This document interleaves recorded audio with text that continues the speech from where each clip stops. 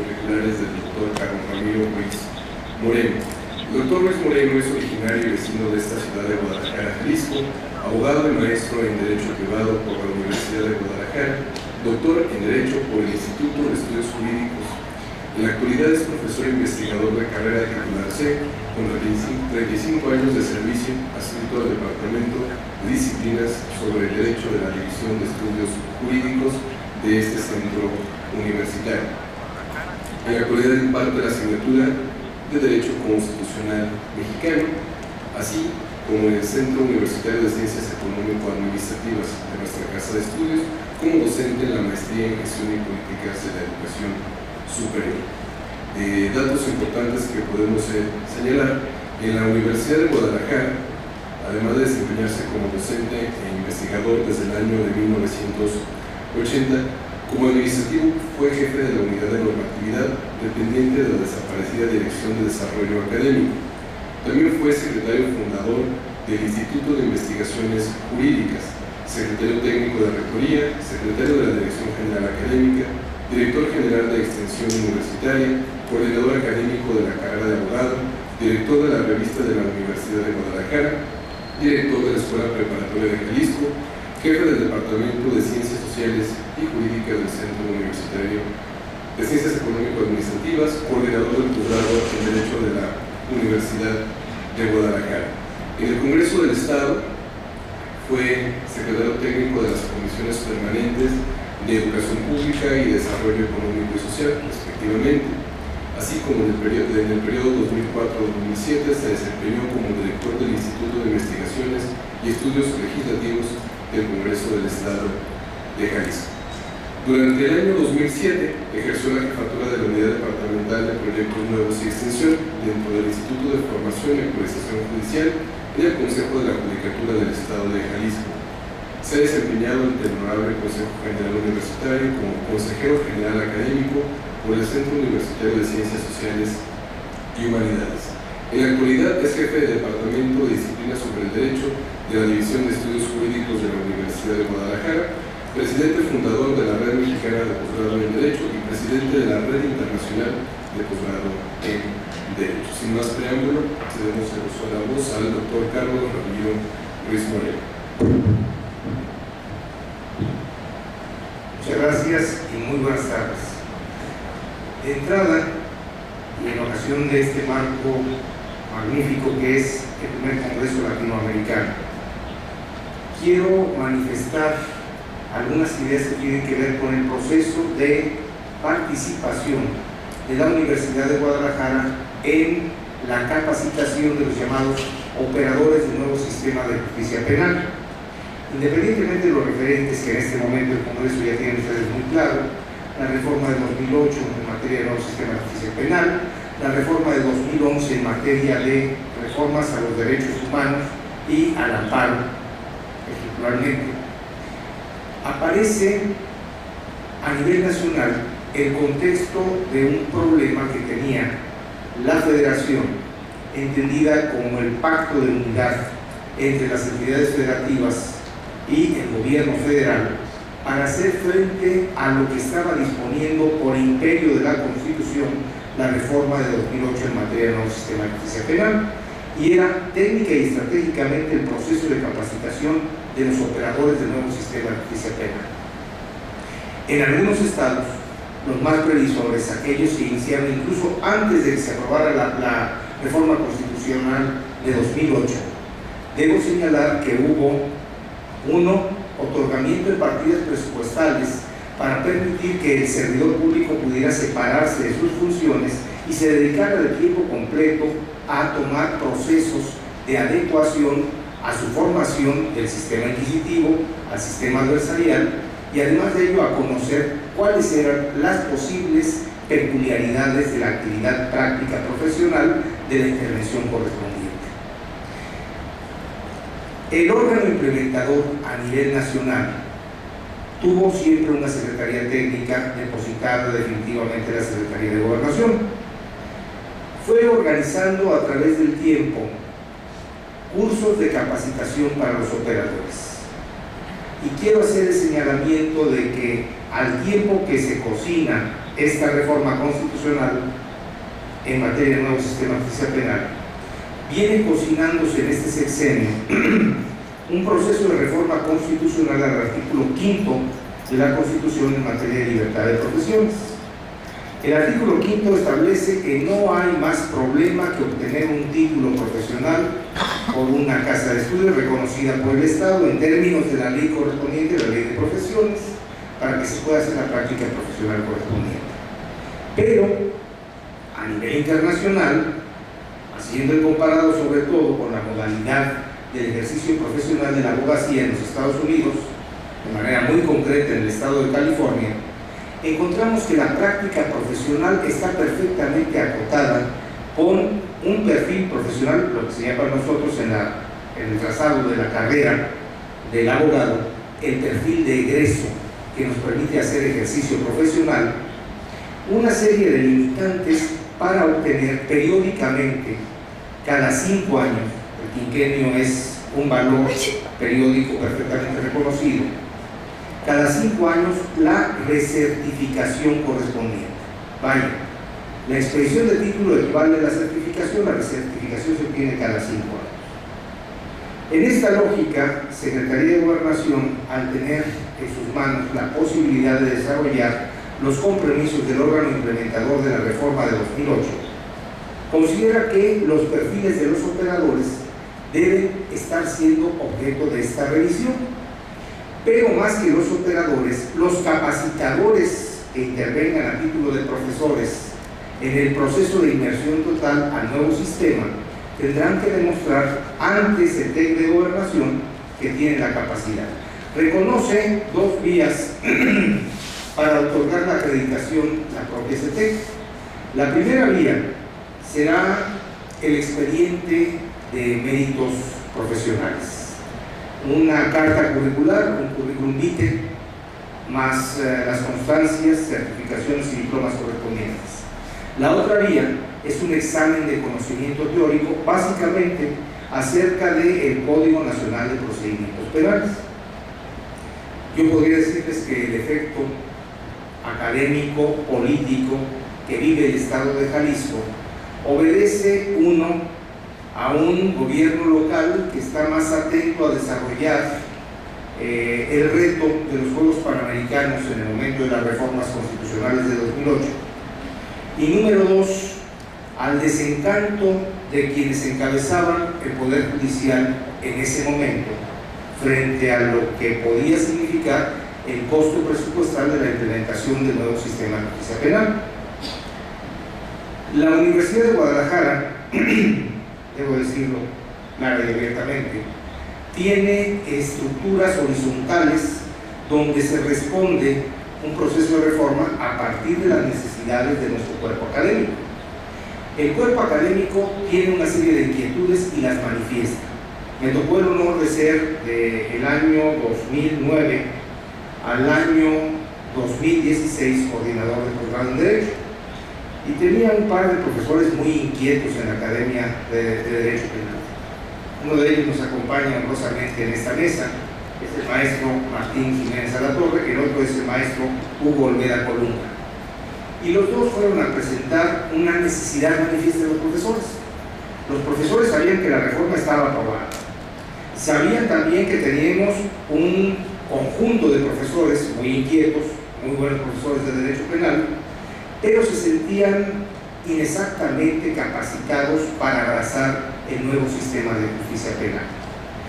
Tuvieron noticia de lo que sucedía en la Ciudad de México y la política interna de CETEC de Gobernación era no evaluar expedientes por méritos académicos profesionales, es decir, exclusivamente, sobre todo con las instituciones de los estados, aplicar justicia a ultranza, evaluación por conocimiento de contenidos pragmáticos del Código Nacional de Procedimientos Penales.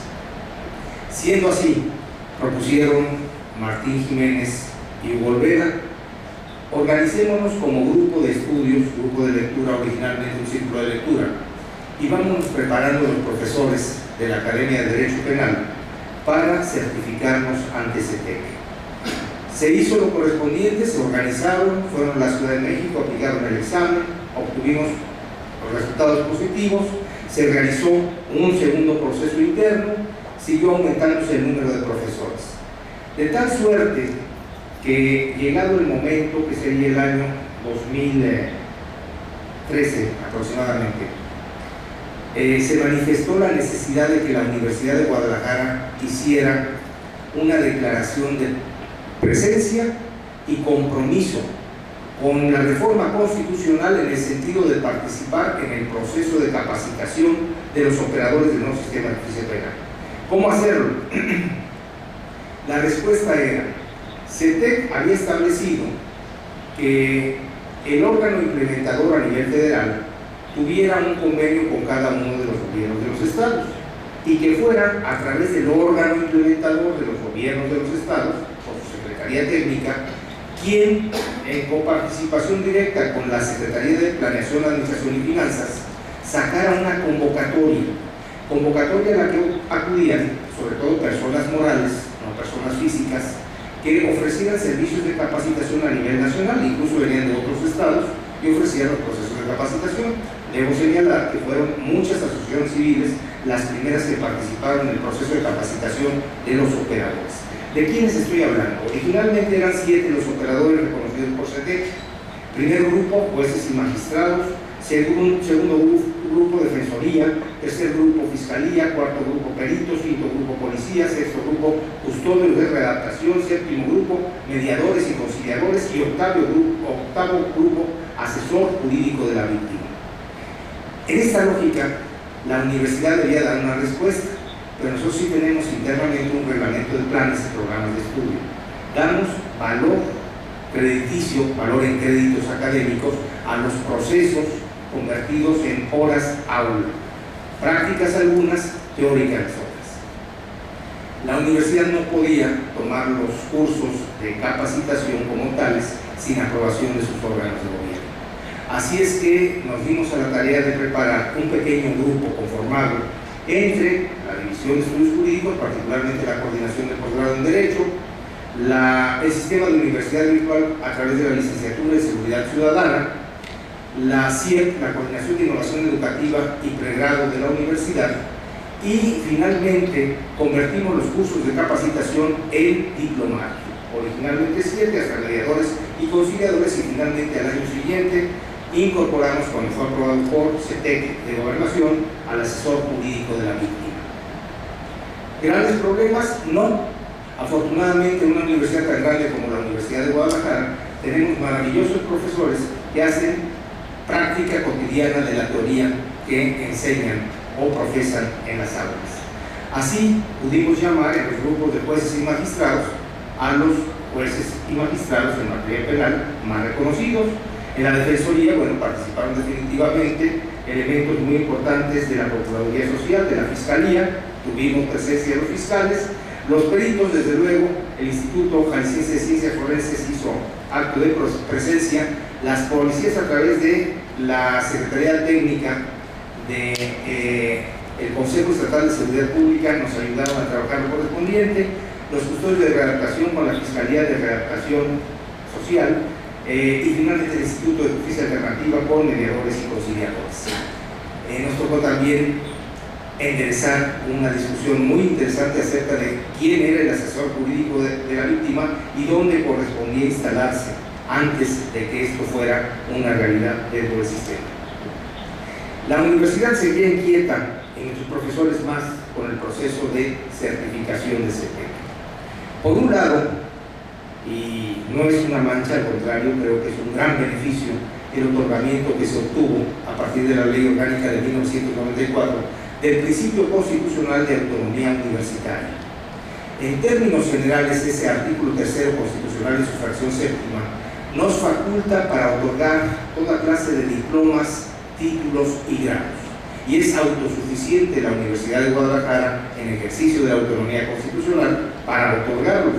Aplicamos lo dispuesto en la fracción quinta del artículo 121 de la Constitución, y esos títulos, diplomas y grados serán reconocidos en todas las demás entidades federativas.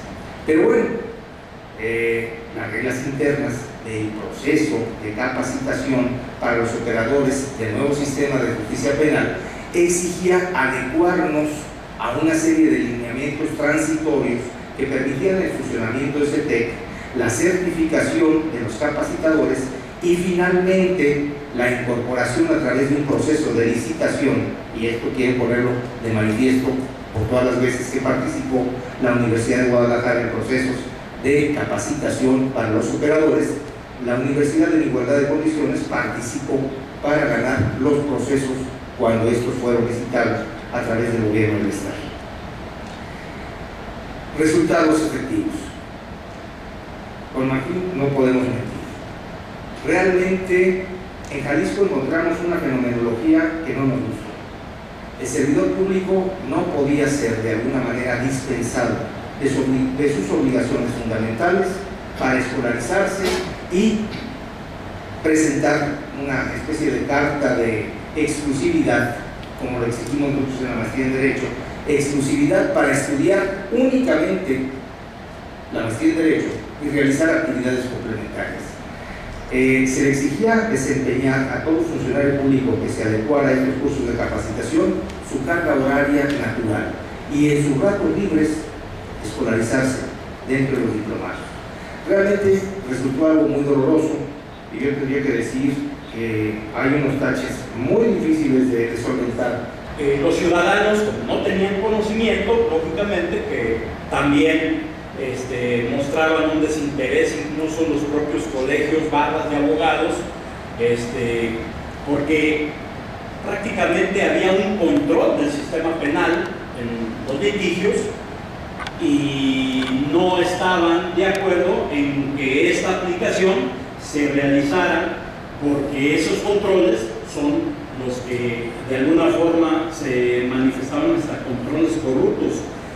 En Chihuahua, quienes no entendieron el sistema, quienes tuvieron esa resistencia al cambio, pues fueron desfasados prácticamente. Los abogados más exitosos en Chihuahua son abogados de 40 años.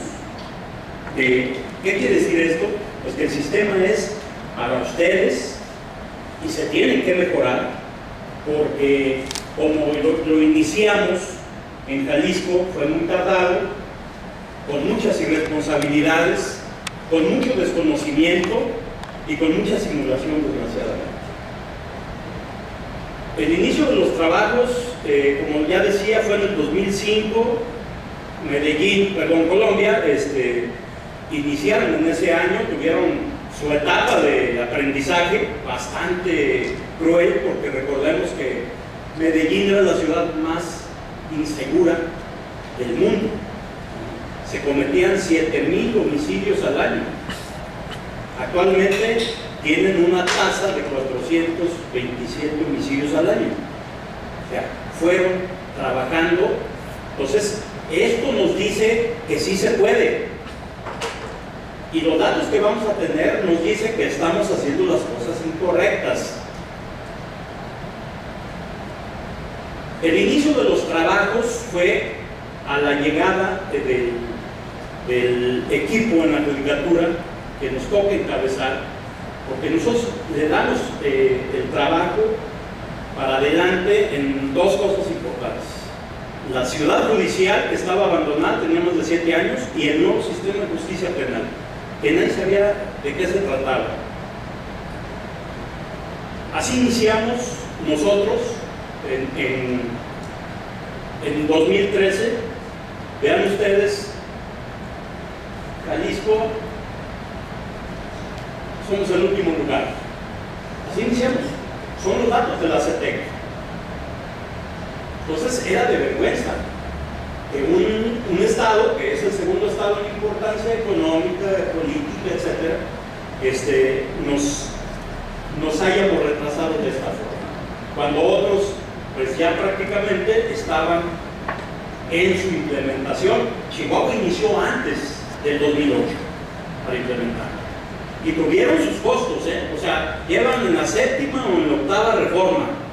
No es posible que querramos que de un día para otro este sistema esté funcionando, si en el otro tuvimos 100 años y tenemos el 1% de eficacia. ¿Eso qué quiere decir? Que de 100 procesados o de 100 delincuentes solamente sentenciamos a uno. A eso nos enfrentamos. Tuvimos que hacer un escenario real. ¿Qué nos encontramos aquí? Desvío de recursos, simulación de procesos, irresponsabilidad institucional. Les voy a decir por qué. En el 2011, 12 y parte del 13 fueron cerca de 90 millones de pesos lo que llegó a Jalisco. Y había una comprobación de los mismos, de los 90 millones, con nombres y apellidos. Pero resulta pues que uno de los gobernadores irresponsablemente los gastaron en la capacitación dando clases de Biblia, y no es mentira, porque los nombres, que son cerca de 3,000, sí existen, se dio esa capacitación, pero fue en clases de Biblia en Casa Jalisco. Entonces hicimos un ejercicio de alrededor de 30 personas y todos nos decían lo mismo, que asistieron efectivamente a Casa Jalisco, no eran ni policías, ni agentes del Ministerio Público, absolutamente nadie, ¿no? Y entonces todo esto teníamos que remar contra la corriente, ¿no? No fue fácil, porque incluso el mismo ejecutivo hubo toda una serie de topes que nos ponían al propio Consejo de la Judicatura, porque decían que es una cuestión nuestra. Yo como consejero general universitario, en el órgano, en el 2013, levantamos la voz también en el Consejo, porque no se estaba aplicando en ese momento las modificaciones de los planes y programas de estudio, ¿no? Algunos rectores me decían, ¿de qué me hablas? ¿De qué hablas? ¿No? Es más, se fue a comisiones para que se estudiara el caso, porque no sabíamos de qué estábamos hablando. Nosotros decíamos que la Universidad de Guadalajara siempre ha sido puntal de conocimiento científico, y no era posible que estemos enseñando materias que cuando los muchachos se titulen son obsoletas. Tratamos, y afortunadamente ya no entraré en ese punto, porque efectivamente el maestro, el doctor, lo tocó con una maestría genial y superable, ¿no?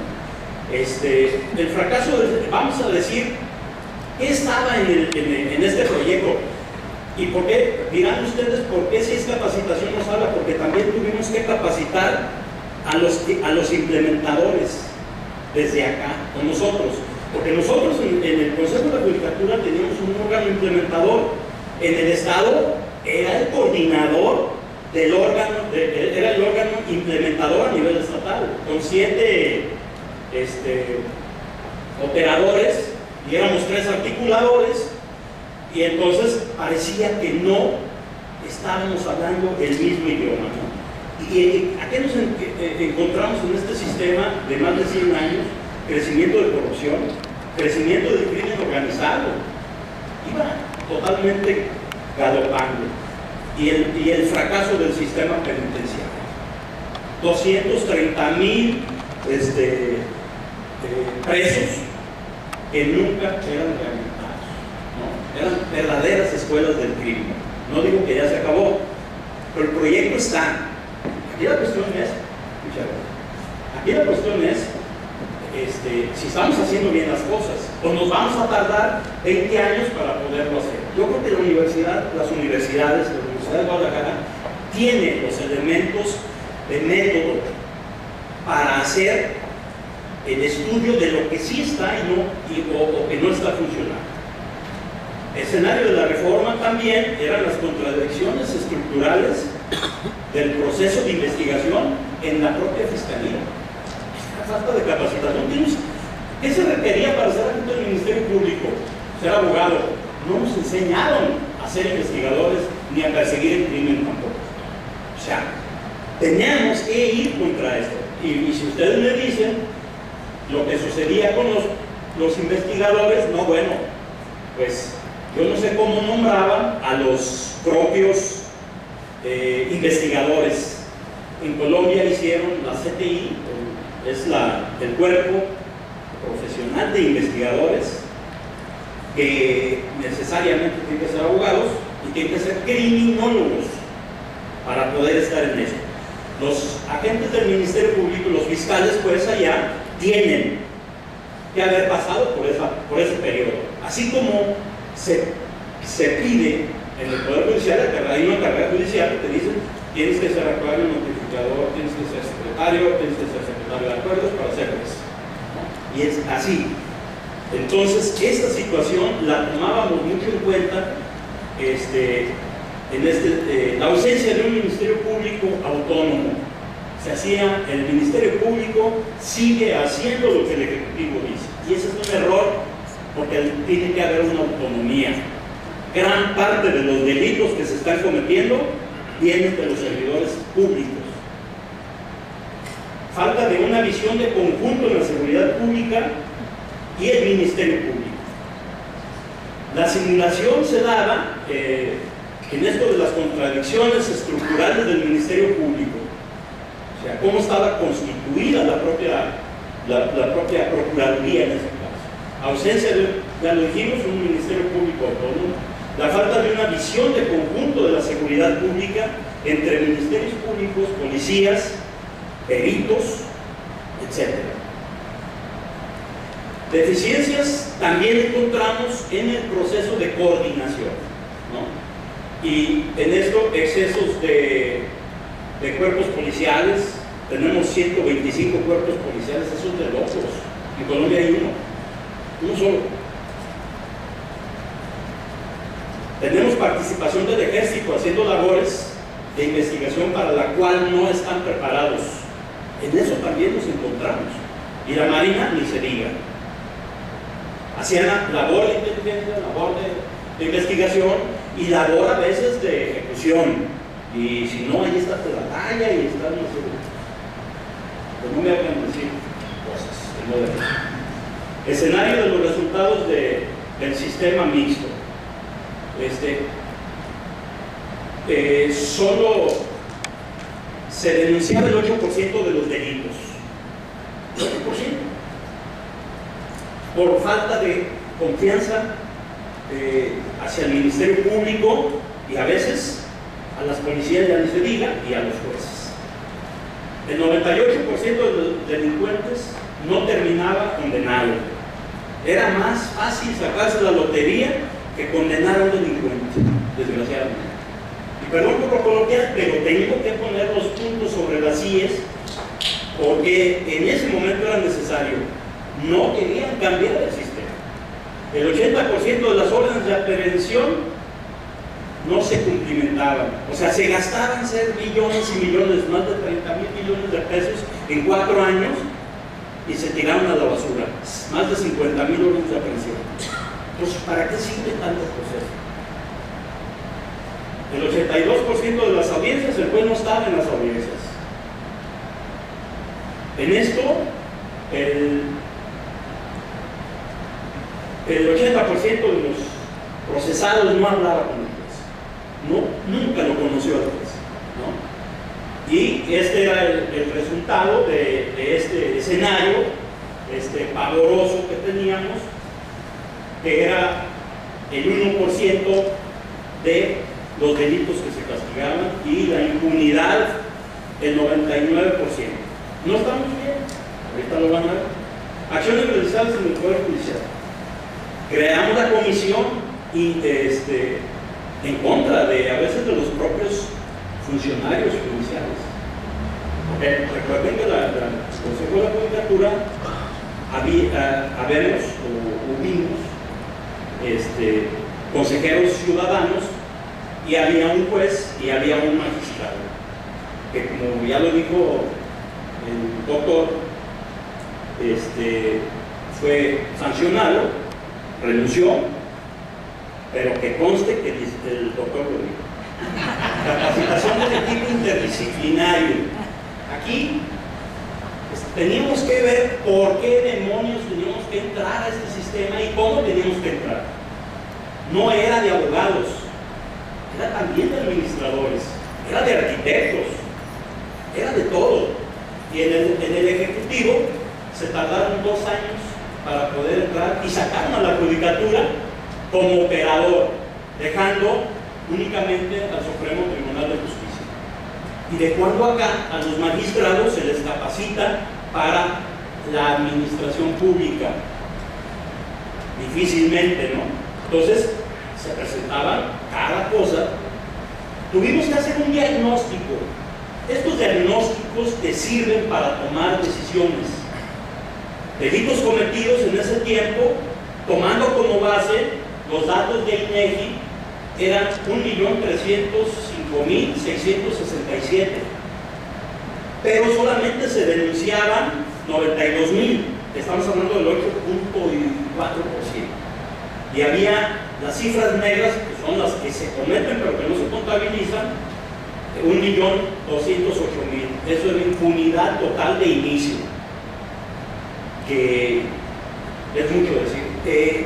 Vimos cuántos procesos penales había en Jalisco, 17.500 en ese momento, juzgados especializados, 25, juzgados mixtos, 24, agentes del Ministerio Público, 300, número de policías investigadores, 1.200, de los cuales 600 andan cuidando funcionarios, así como políticos en la actualidad. Entonces, se está cometiendo un verdadero fraude. No nos salen las cuentas por lo mismo. Imagínense un investigador que tiene que investigar 1.000 delitos. ¿De dónde? ¿Cómo? Ni uno por día. Es como leer el Quijote diario. No se puede.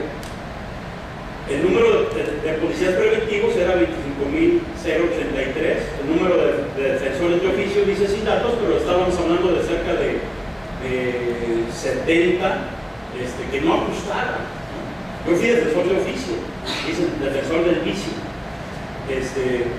Nos tocaba llevar prácticamente el 60% de la carga de los juzgados.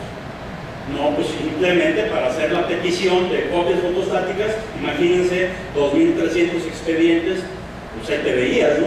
Pues ¿qué defendías? Nada. Por eso me hice consejero.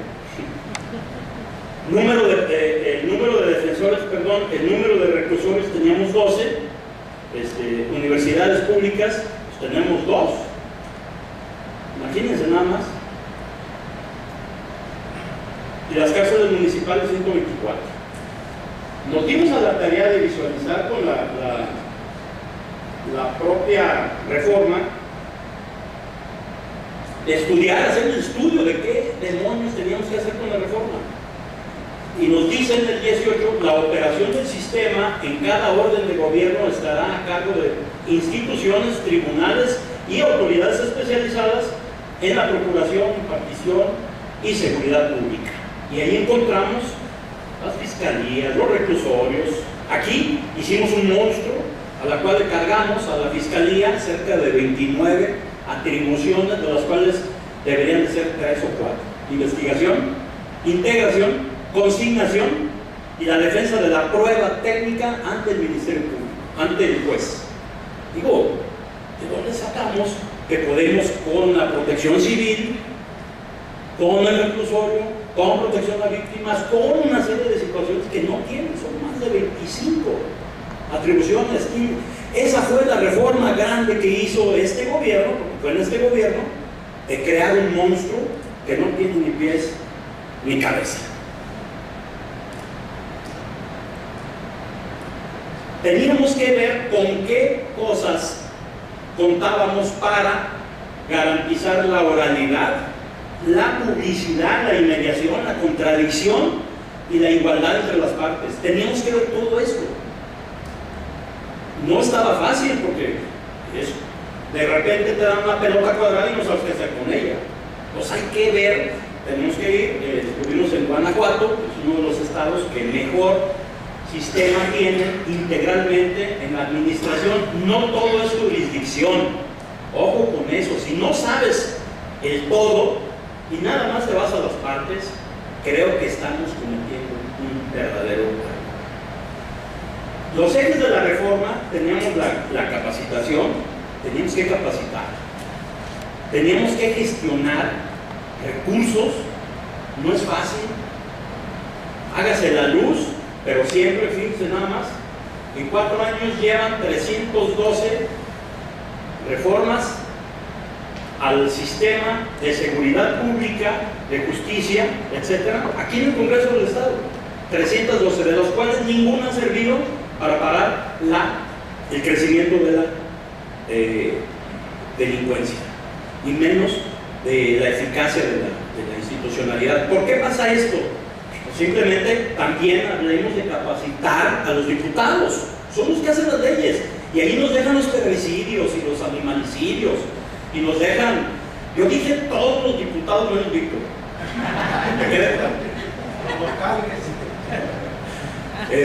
Entonces, esta situación no es fácil. La reforma no era del Poder Judicial, y no defiendo al Poder Judicial, no era de él. Nació en el Ejecutivo, nació en el, y después fue nació en el Ejecutivo, transitó hacia el Legislativo, y corremos el riesgo de cargarle los platos rotos a los jueces. A día de hoy, son los más desprestigiados. Ahí en el informador sale. La percepción de la gente es criminal, porque a final de cuentas te vas a quedar con la paleta.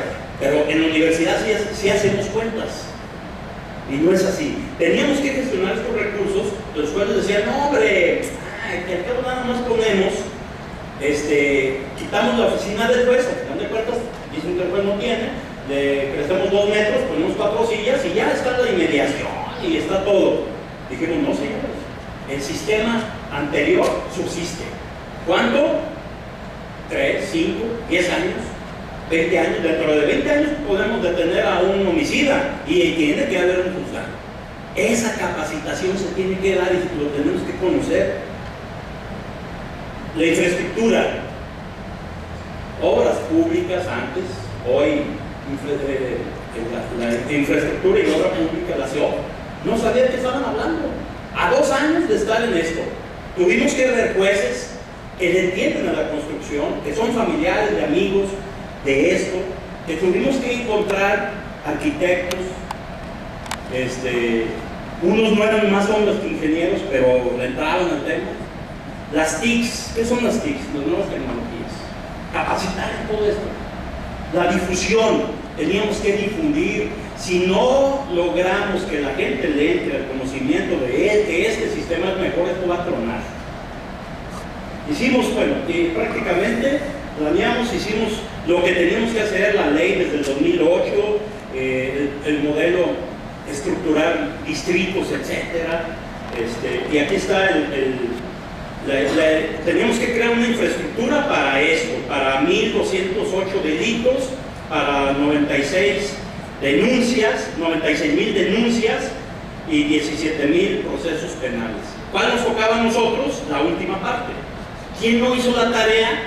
No lo hizo la Fiscalía, no lo hizo los demás, porque no saben ni siquiera cuánto vale el sistema. Ahorita se los vamos a demostrar. Y miren, esta parte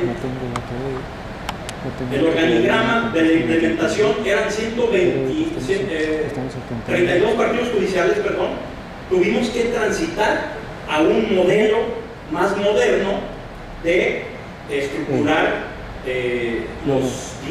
los distritos para poder funcionar de manera correcta. De hecho, me hablaron ahorita, le dijeron que se había cancelado el vuelo de fueron mañana, 12 pero no sé distritos si haya más. en las regiones De hecho, ahorita lo que de quiero. Jalisco.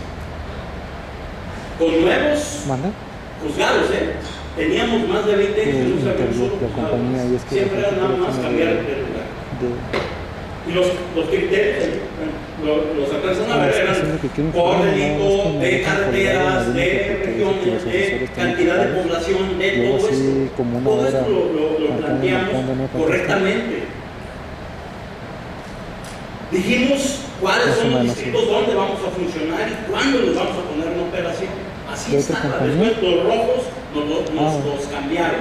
No que hoy, no que para la siguiente. Y era por falta de recursos. Establecimos un modelo de gestión que ahorita vamos a decir. Ese modelo de gestión es para planear, programar, presupuestar y evaluar lo que estamos haciendo. Si no podemos medir el sistema, Sí, se tenía no que lo revisar esa podemos misma mejorar. hora, ¿verdad? Yo lo entendí claramente porque, lógico, mi doctorado no era en Derecho, era en Administración Pública. ¿Y saben lo que es un abogado meterse a los números? Si por eso fui abogado. O sea, déjame lo ¿No? que te... Pero cuando yo estuve en la universidad, fui director de un bachillerato de la preparatoria 14, a mucha honra, la verdad, porque entendí lo que era un modelo de gestión. El modelo de gestión es el director, el secretario, el oficial mayor, el que barre, el que limpia, el que arregla la computadora, el que pinta, etcétera. ¿Para qué? Pues para que el maestro nomás llegue, agarre su lista, imparta su cátedra. Así de fácil. Así era el modelo de gestión para que el juez nada más llegara. Pero ¿cuál fue la resistencia enorme de los jueces? No, es que yo tengo que poner al secretario, tengo que poner al actuario, tengo que poner al coordinador de casa, tengo que poner. Entonces, ¿y por qué? ¿Y por qué? Pues debo de tener confianza, no debe de haber corrupción. ¿No? ¿Qué demonios tiene que hacer un juez? En el viejo sistema, nombraba a sus secretarios, actuarios, notificadores a todos. Él iba, cobraba, él distribuía, él pagaba, él hacía todo. Por eso nunca sabe las audiencias. Entonces cambiamos toda esa visión o tratamos de cambiarla. Nos costó señalamientos muy rudos de parte de ellos. Creían que era un cuestionamiento de nosotros, cuando no es así. Una parte importante era la calidad, el servicio al público. Teníamos que ver eso. Alguien nos tiene que resolver que llegue un grupo de estudiantes para conocer el sistema y que no sea el juez el que lo reciba. Digo, actualmente en el sistema mixto, el juez no los recibía ni de chiste. La coordinación de los operadores y la mejora continua. El esquema de planeación es un sistema muy complejo, que había la planeación de cómo, cuándo, dónde, por qué y cuándo, ¿no?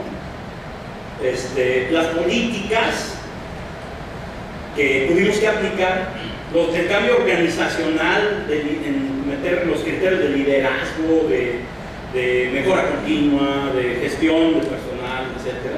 Estos eran los operadores con los cuales tenemos que hacer interfaces para cómo vamos a tratar con la Fiscalía, cómo vamos a tratar con justicia alternativa, el Poder Judicial, cómo íbamos a hacer, ¿no? Establecimos los criterios, era una base que planteamos un sistema integral institucional, ahora le llaman SIGI, que al final de cuentas no quedó.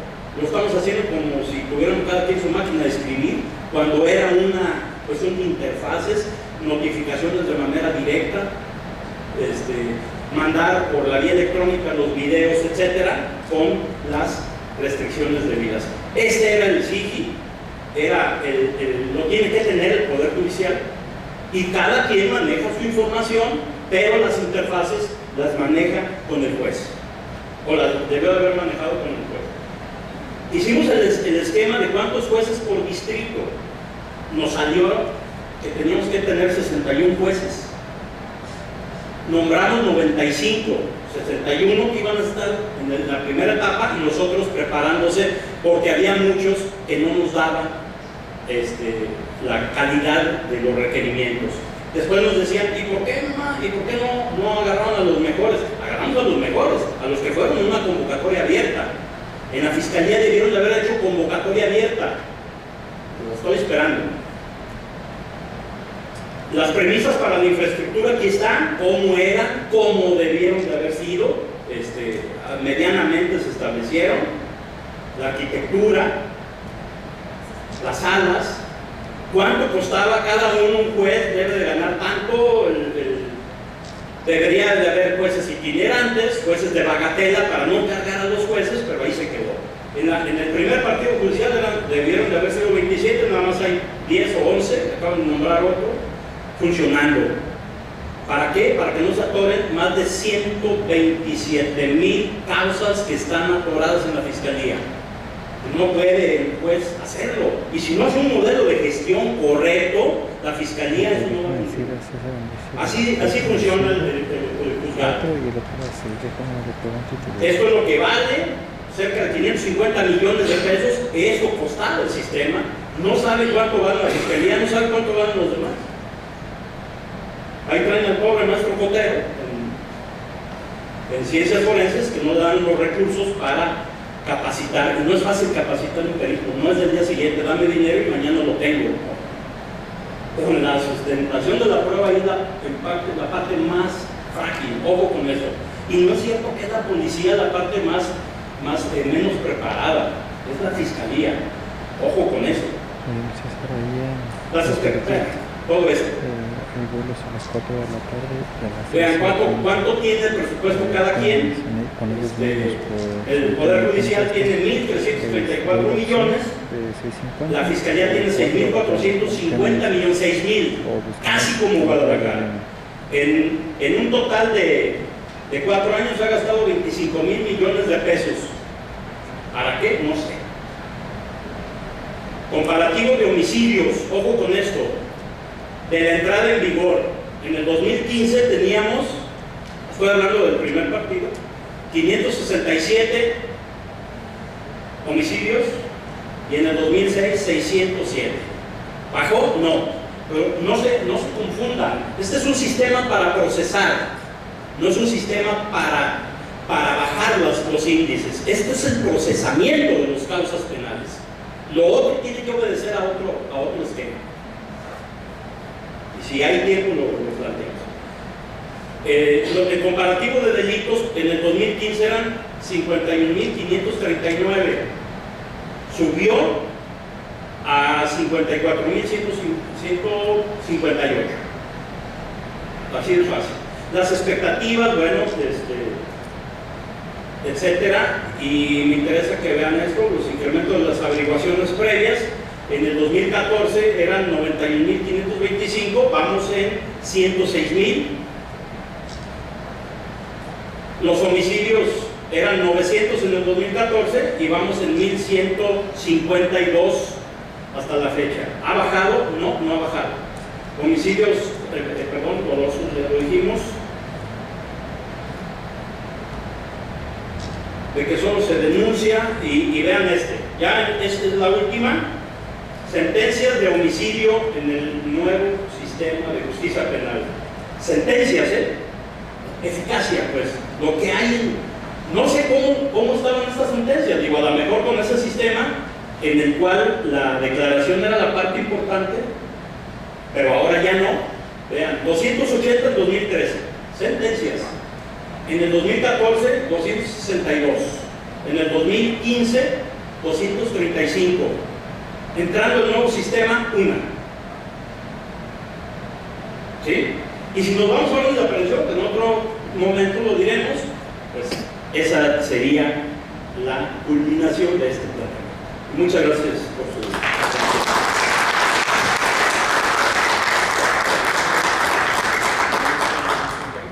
Caballero, su experiencia que nos ha compartido esta tarde, y damos paso a la presentación del maestro Luis Carlos Sáenz Martínez. Y fue un problema muy serio en Jalisco eso, porque había unos que ya estaban certificados o ya habíamos estudiado un poquito y ya éramos dioses del sistema de recusatorio, y no, ya éramos los mejores y ya podíamos enseñar a todo el mundo, o sea, más hasta contentarnos, ya eran buenos, o sea, lo transmitíamos con verlos, ¿no? Y era un problema, y es un problema actualmente muy grave eso. Y ahorita les digo por qué. ¿Quiénes se están capacitando? ¿Quiénes somos los que estamos capacitando? ¿Quiénes se están capacitando? ¿Qué estudiaron? ¿Qué hicieron? ¿Dónde hicieron? ¿Dónde aprendieron? ¿Cómo aprendieron? ¿De veras? ¿Qué herramientas pedagógicas, técnicas, didácticas están utilizando? ¿Qué métodos y modelos de enseñanza estamos aplicando? Les quiero enseñar el puro código, les quiero enseñar qué dice la Corte Interamericana de Derechos Humanos, les digo qué dice una resolución, lo llevo así muy guapetón y ya les presento y hago imágenes y hago mímica para que digan, ah, qué bueno es, ¿no? Hago teatro en mi exposición. Ya con eso dicen, ah, qué bueno es. Pero de veras estoy enseñándolos, de veras están enseñando. Hay una interacción en este proceso enseñanza-aprendizaje. Les estoy generando habilidades, efectivamente, como hace rato decían, les estoy creando destrezas para que puedan funcionar en el sistema. Y estoy planteándolo en el sistema, en un juzgado, porque otro asunto es cómo funciona en sociedad. Porque el asunto importante de aquí es la transición jurídica no es una transición de normas, es una transición cultural. Y yo les digo que es una forma de vida. El sistema acusatorio es una forma de vida. Y por eso lo que nos decía el maestro Alfonso, y por eso los comentarios de que hemos estado, y lo que plantea todo el mundo, de que hemos estado haciéndolo mal. ¿Por qué lo hemos estado haciendo mal? Porque tenemos un Estado autoritario. Hay una gran corrupción en el aparato burocrático del Estado. En la sociedad manejamos la corrupción en todos los niveles y en todos los aspectos. Está metida en todos lados. Y les pregunto, ¿cómo queremos transitar a una forma de vida o una cultura jurídica de democracia, de participación, de igualdad, entre la mujer y el hombre, o sea, de esta justicia de paz? ¿Cómo queremos transitar de la mejor manera si la estructura del Estado no funciona? Va a ser muy complicado. Tenemos que participar todos en la cosa pública. Y cuando no participemos en la cosa pública o en la parte que nos corresponde, en el pequeño espacio de los micropoderes que tengamos, donde barremos, donde dormimos, mientras no arreglemos eso, va a ser muy complicado. Yo les digo que es una forma de vida esto, porque se debe de dar los juicios orales o los principios, que son las reglas del procedimiento, es una regla de convivencia. Y les planteo la cuestión de la contradicción. ¿Cómo resolvemos el problema con la pareja? ¿Cómo resolvemos la relación con los hijos? Con un desgreñón, soy tu padre, soy tu madre, porque yo te lo digo. Abarcamos ahí la contradicción, estamos enseñando para la contradicción, no. No nos imponemos con la fuerza, a veces con la pareja. ¿A qué? O la mujer con las habilidades del discurso, de los encantos. Y ya con el crecimiento que hay, o sea, ¿cómo estamos funcionando? Esta es la parte que tenemos que transitar. Dentro de este proceso de enseñanza-aprendizaje y de transición jurídica y cultural, ¿qué estamos haciendo? Y luego sigo con los que estamos en este proceso. ¿Cuáles son las técnicas en este proceso de enseñanza-aprendizaje que utilizamos? Me decía hace tiempo un magistrado de aquí, del Poder Judicial del Estado, que había revisado una audiencia de donde habían iniciado el sistema. Decía, encontré 70 errores.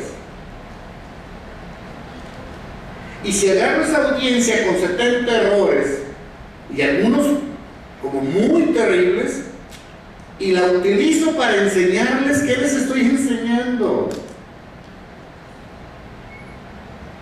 Y si yo no lo utilizo yo, y si tú la ves por ahí, porque andan circulando gran parte de las audiencias, y la agarras y dices, ah, es que es del juez fulano de tal, que es de los mejores, y ves todo lo que hace, y dices, así se tiene que hacer. Y el asunto es que muchos jueces lo están repitiendo, y cuando revisas, y hay apelaciones y hay amparos, y que te dicen, es incorrecto lo que está haciendo. Es qué técnicas estamos utilizando y cómo estamos enseñando y si efectivamente estamos aprendiendo correctamente.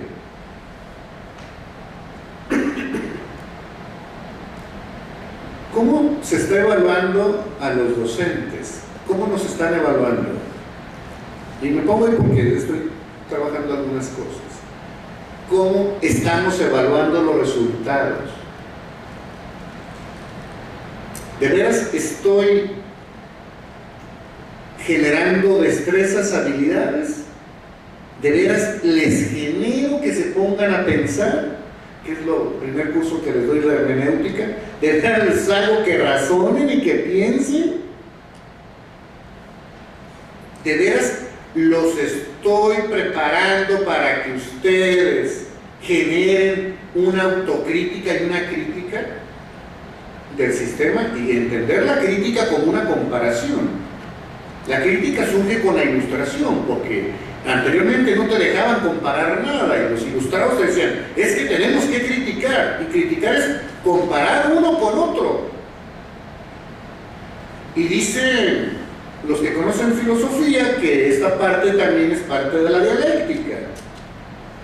Y cuando hablamos de la dialéctica es la unidad y lucha de contrarios. Y es cómo piensa uno y cómo piensa el otro y cómo se da este choque y cómo se da el enfrentamiento entre dos para que surja algo nuevo, y eso nuevo simplemente es mejor que lo anterior. Es en este proceso que estamos viendo. ¿Cómo estamos evaluando? ¿Hacia dónde se impulsa la capacitación y la formación? ¿Hacia dónde estamos caminando esto?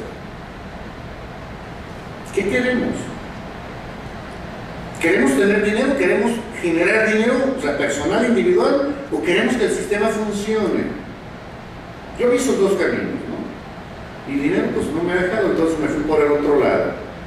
Dije, bueno, quiero que el sistema funcione, que sea de la mejor manera, que claro es en razón de la capacitación que uno va teniendo, de las habilidades que va adquiriendo y de la transmisión del conocimiento y del intercambio que hay en estas charlas y en el salón de clase y en los juzgados y en donde andamos operando esto, es ese intercambio que nos va generando esta forma, ¿no? Es hacia dónde lo llevamos, la capacitación. ¿Qué interés tengo? O sea, de hacerme rico o de que funcione el sistema, que es el dos, que me parecen los dos caminos, ¿no? Y bueno, tenemos que decidirnos. El asunto es del otro, de que estos sistemas de justicia, ¿cómo están funcionando? Y la otra es, ¿qué necesitan los operadores del sistema? ¿Qué habilidades tenemos que desarrollarle a los jueces, a los ministerios públicos, a los defensores, a los policías, a los de las unidades de medidas cautelares, a la policía procesal, a los que trabajan en la sala? ¿Cómo tenemos que capacitarnos para que desarrollen habilidades y qué habilidades tienen que desarrollar? Y aquí hay una parte muy importante. ¿Cuál es el perfil deseable de los operadores? Y ahí está el asunto. ¿Qué quiero que sea el juez? ¿Qué tiene que saber el juez? El Ministerio Público. ¿Qué rol juega en este proceso? La policía. Y distinguir las diferentes policías. Las dos principales, policía de investigación y policía preventiva. Y nos decía el maestro Alfonso hace un momento, en Colombia hay una policía nacional única, en Chile es lo mismo. Aquí tenemos muchas policías y resulta de que con el asunto del primer respondiente queremos que la policía, que es policía preventiva, haga actos de investigación. Y los estamos poniendo cuando la Constitución no nos faculta. Entonces todo lo que hace la policía preventiva en la integración de una carpeta es nulo porque es prueba ilícita. Si la Constitución dice el Ministerio Público va a investigar con una policía, aunque no le ponga nombre, es la policía que depende orgánicamente de él, encargada de investigación de delitos. Y dice la misma Constitución, el mismo artículo 21, la policía encargada de la prevención del delito va a ser federal, estatal y municipal, y su función es prevenir e investigar para prevenir, es investigar no el delito, hacer actos de investigación para establecer las políticas públicas para la prevención. Entonces ahí estamos viendo que si entendemos mal las cosas los que estamos capacitando, les vamos a enseñar que la policía municipal puede hacer actos de investigación y tenemos casi todas las carpetas con pruebas ilícitas. Entonces, ¿qué estamos capacitando? De veras entendemos el sistema y de veras hasta dónde responsabilidad de los jueces en este asunto de comprender qué es lo que está pasando para establecer los lineamientos, porque al final de cuentas los jueces son los que dicen cómo se debe de aplicar el derecho y hacia dónde tenemos que transitar. Y aquí me parece un asunto de importancia. ¿Qué perfil queremos? ¿Qué queremos que el juez sea? ¿Qué queremos que el Ministerio Público sea? ¿Qué destrezas tenemos que desarrollar? Y la otra es, ¿de verdad yo tengo la capacidad para desarrollar esas destrezas? ¿De veras yo sé desarrollar esas destrezas? Yo sé que pueda hacerlo pensar críticamente, que pueda hablar en público, que pueda estructurar de una manera lógica la argumentación, que pueda establecer el histrionismo en una escena, en un juzgado.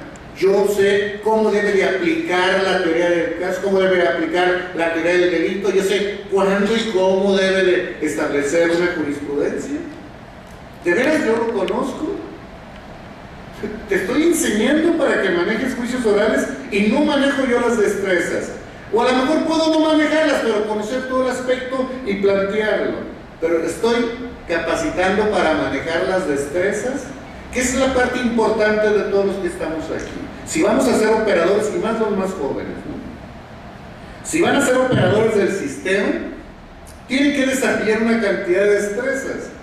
Y las estamos de veras desarrollando, ¿cómo las estamos desarrollando? Y el problema de este asunto es de la forma de la implementación. Aunque tapamos el sol con un dedo, pretende, ¿no? Decimos, todos los ministerios públicos estaban capacitados, a todos los policías les dimos capacitación. Y el otro día platicando con alguien, sí, le dimos un curso de 20 horas, sí, pero ¿de qué? Pues de derechos humanos, o sea, le metieron una pincelada de nada. O sea, 20 horas y ya es la persona más capacitada del mundo. Dije, bueno, es un proceso largo el que necesitamos y todos tenemos que meternos. O sea, tiene que ser una formación individual y colectiva, y en esta parte colectiva la universidad ha trabajado mucho y hemos pasado por lo mismo. O sea, nosotros mismos en este proceso hemos entendido todo esto y lo hemos estado trabajando y vamos evolucionando, vamos siendo críticos en esta parte, en la misma universidad, y estamos avanzando en ese sentido. Revisamos qué tenemos que hacer. Pues ya conocemos lo jurídico, ok. Ya conocemos lo teórico, ok. Ahora hay que capacitarnos en el desarrollo de habilidades y hemos tomado cursos y hemos estado desarrollando en el proceso de desarrollo de habilidades. Entonces, en la universidad vamos avanzando hacia aquel lado en la formación de los docentes propios de la universidad para poder enseñar mejor. Y estamos en eso, o sea, y aceptamos que hemos ido progresando poco a poco y hemos enseñado algunas cosas que ahorita decimos, esto yo se los dije hace 3 años, pues, perdón, ya les voy a decir que esa parte ya no. Ahora, este es el proceso. A lo mejor en ese entonces yo lo entendí de esa manera, ahora lo entiendo esto. Y no se preocupen, eso es en el proceso de formación de todo el mundo. Hay historiadores así como universales que vienen a darnos una plática hoy, que trabajaron un libro de hace 5 años y lo leemos y decimos, y lo vemos, oiga, doctor, su libro es lo más interesante. Eso yo ya no pienso igual. Eso que escribí en el libro yo ya no lo comparto. ¿Por qué? Porque el conocimiento va avanzando, porque las técnicas van avanzando, las relaciones sociales van avanzando, y las relaciones sociales es el derecho. La ley es lo que dice el legislador, es lo que hace el legislador. El derecho son las relaciones sociales. El derecho es cómo nos relacionamos, cómo vamos estableciendo esta forma de comunicarnos en todos los ámbitos, en la religión, en el deporte, en todo esto. Estamos en este proceso entonces de capacitación para hacer un cambio cultural. Pero la idea, y al menos lo que hemos estado viendo, es hemos estado capacitando nada más para el manejo de habilidades y destrezas. Entonces, creo que tenemos que ir cambiando o visualizándolo y hacia qué lado vamos nosotros también, hacia dónde estamos capacitando para modificar la cuestión cultural. Y tenemos que verlo todos, Ese es un trabajo de todos. Y en la universidad lo estamos haciendo. El maestro Carlos Ramiro es un gran líder, es un gran guía, se nos apoya muchísimo en esto. Es una persona con mucha visión.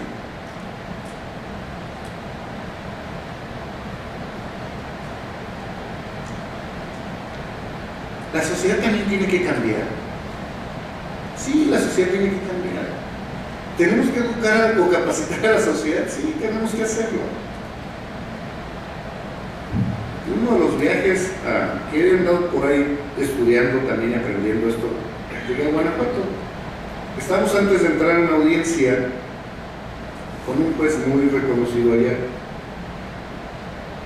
Estábamos sentados y ya llega un defensor, llega por ahí el Ministerio Público, y parte del aprendizaje es preguntar y platicar con ellos qué están haciendo, qué hacen, cómo no funcionan, bla, bla, bla, bla, y donde quiera eso nos ha abierto las puertas. Y el defensor nos decía que era un abogado civilista, o al menos así se dejó ver, traía un asunto de lesiones, un amigo en una borrachera le pega a otro amigo, y quería alrededor de 230,000, 250,000 pesos cuando las lesiones eran leves. Entonces, que traía facturas y todo. Y llega el abogado, perdón, de la víctima, y llega el defensor y le dice: estamos ahí, me tocó la oportunidad de vivir eso. Fíjese que mi defendido tiene la voluntad de reparar el daño, lo que ocasionó, porque son amigos y él quiere reparar el daño. Y el abogado, un poco arrogante: ya, ahorita lo veremos. Mi cliente posiblemente no quiera. Entramos a la audiencia y el juez, como lo marca el Código Nacional, les hace ver que a la víctima que tenía la posibilidad de llegar a un acuerdo reparatorio, que la persona pudiera reparar el daño, o sea, lo que era cerrar lo que era una justicia alternativa, y la primera señora: no tengo interés. Y el juez le plantea: señora, el detenido por el tipo de delito no merita prisión preventiva. Si su deseo es que esté aquí, si esa es la idea, no lo merita. Entonces, como no merita prisión preventiva, sería importante que usted visualizara el joven que era amigo de los datos que tengo, porque había pasado otra audiencia, es amigo de su hijo, tiene la voluntad de repararle el daño. ¿Desea usted que le repare el daño? Voltea con el abogado. Y el abogado no hay que decirle. Ya la señora entendió esta parte y le dijo: sí quiero. Y el abogado nomás movió la cabeza. ¿Esto qué nos implica? Que también nosotros como abogados no estamos enseñando a la población. ¿Por qué? Por la cuestión del dinero, la cuestión del asunto. No estamos haciéndolo. Y nos vamos a esta parte. Cuando la población entra y entiende de qué se trata la justicia restaurativa, que es la parte más importante de esta transición, que se dé la composición o la autocomposición, y por qué no la heterocomposición de los conflictos que tenemos. Esto es solucionarlos de la mejor manera. A lo mejor la señora en un momento decía: mi hijo que me pida disculpas y que me diga por qué ofendió a mi hijo, con eso tendría. La señora aceptó, como lo marca la norma. Allá cuando aceptan salidas alternas, el juez suspende la audiencia y todo el mundo sale en ese momento. Lo que no pasa aquí. Acuerdas salidas alternas y sigues preso cuando podrías estar en la calle. Entonces estaríamos violentando ahí las salidas alternas, porque no puede haber una igualdad, una persona en la cárcel y otra persona libre para llegar a un acuerdo reparatorio. Es ahí cuando visualizas que la sociedad tiene que entender y comprender en esta nueva relación, pero que nosotros los abogados también tendremos que verlo y tendremos que ver los intereses personales, económicos y sociales para transitar hacia dónde vamos. Y es aquí la cuestión de la capacitación y hasta dónde tendremos que ser. Y cada uno de nosotros tendremos una obligación de autocapacitarnos, de entender de qué se trata, de ver qué estamos haciendo para aportar lo que nosotros queremos para transitar. Pero tenemos que comprender esta parte. Gracias.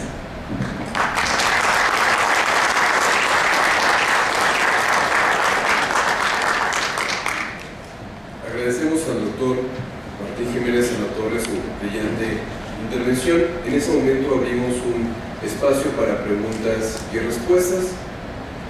Si alguien desea formular alguna pregunta para alguno de nuestros ponentes, Sí, adelante.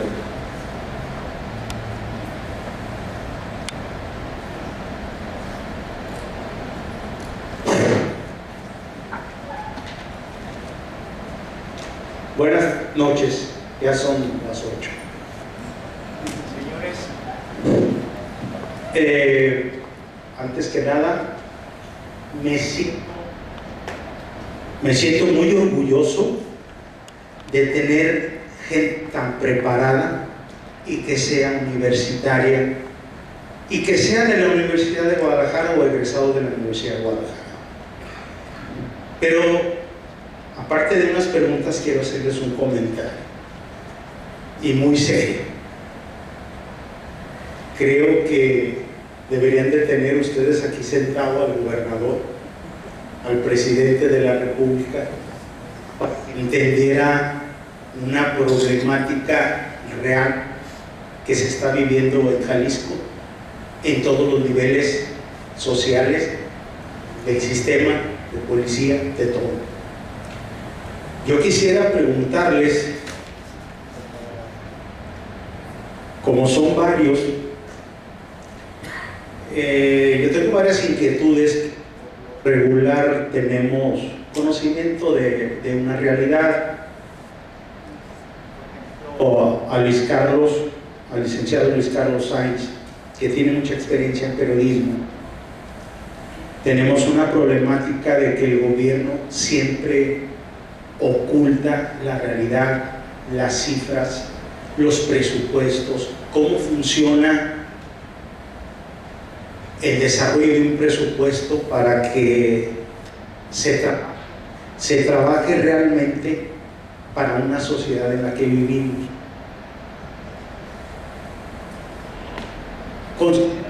¿Alguno de ustedes puede contestar?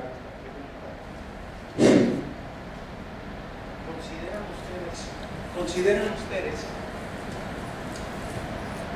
que existe claramente una falta de voluntad política para que se desarrolle un Jalisco mejor en todo, en seguridad pública, en sistemas, en preparación, en capacitación? ¿Dónde estamos fallando? ¿Consideran ustedes que falta? Es pregunta, ¿qué falta? ¿Qué falta difusión? El maestro, el doctor Martín lo ha dicho, hay que capacitar a la sociedad. El gobierno llega con una reforma como si fueran tortillas calientes y se lo tienen que comer en media hora. No manda presupuesto y lo que manda no llega y no funciona. Y la sociedad, inclusive los actores del sistema, batallan en esta situación. ¿Consideran ustedes, otra pregunta, que debe de existir algún operador, algún consejo ciudadano, alguna asociación civil que esté vigilando el actuar, en este caso del sistema, para exigirle su cumplimiento, que seamos un grupo como de oposición para estarle señalando en qué están fallando, quién está fallando y por qué motivo? Creo que la exposición que han desarrollado para mí es magnífica. Son personas muy preparadas, pero sí les digo, creo que debemos hacer eco, organizarnos, y como tenemos una costumbre dentro de la Universidad de Guadalajara como luchadores sociales, debemos de luchar por el sistema. Bueno, los 8 municipios, que son un símil de Guadalajara, ellos tienen 428 homicidios al año. Guadalajara y su zona metropolitana tiene 870. Para que veamos en dónde estamos parados si no aplicamos correctamente la otra parte que no se aplica. Y yo creo que en este caso, hablando de Colombia, lo decía Pablo Escobar, que los políticos permitieron hasta el narcotráfico. O sea, cuando no estaban los políticos metidos metidos a perseguir el narcotráfico, era el gran negocio. Se decía que tenía más de 25,000 millones de dólares un solo tipo, como este que encabezaba uno de los cárteles, pero no era el único. Había otros, ¿no? Y se tuvo que buscar alternativas que aquí no se han aplicado y que están las leyes. Increíblemente, lo que es la extinción de dominio, que es lo que le va a quitar la potencia y la fortaleza a los delincuentes, la tienen prácticamente en el olvido. Tuvimos que nombrar 7 jueces, de los cuales no hubo presupuesto, no hubo mano que le hiciera entender a este gobierno, ni a los diputados de ese entonces, que con eso se ataca la potencia de los cárteles. No es con la violencia, porque lo único que estamos haciendo es como un boxeador que entre más le peguemos, más resistente se hace. Esa parte, ojo con esto, no se está aplicando la parte inteligente del proceso. Los políticos permitieron, díganme si no. Digo, aquí nombramos como fiscal en su vida, y perdón por no decir el nombre, aquí nombramos como directores de policía a regidores, a políticos, presidentes de partidos. Digo, si creemos que vamos por el lado correcto, nos va a robar un viejo, pues no creo que sea la parte importante. En la División de Estudios Jurídicos estamos trabajando una de las áreas, también la criminalística, la licenciatura en la misma, porque alguien tiene que enseñar a investigar los procesos del crimen, no solamente a través de los medios de comunicación, sino también a través de talleres, a través de investigación documentada, a través de esa parte importante que tienen las universidades de ser la parte inteligente de la sociedad, porque lo es. No hay otro espacio más inteligente que las universidades. Y lo que decía el compañero César Julián, que nos dio un capotazo así en un ámbito torero, y dicen que a toro grande, capote grande, pues después designado, usted no espera, esperemos que sí le vayan a cumplir, y lo que decía de que ojalá todos estuvieran aquí, los que están haciendo las leyes deberían de estar capacitándose, los diputados, y algunos políticos, yo creo que no deberían de estar aquí sino a disposición de un juzgado de oralidad. Muchas gracias.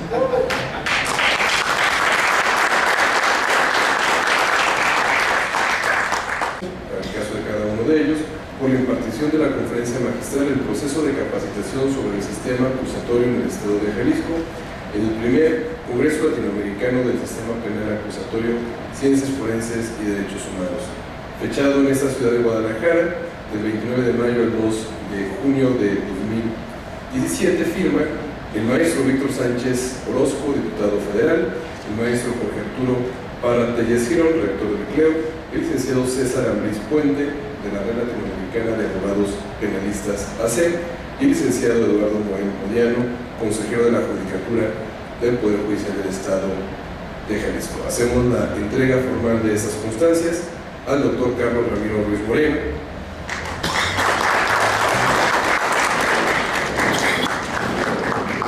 al doctor Alfonso Partida Caballero,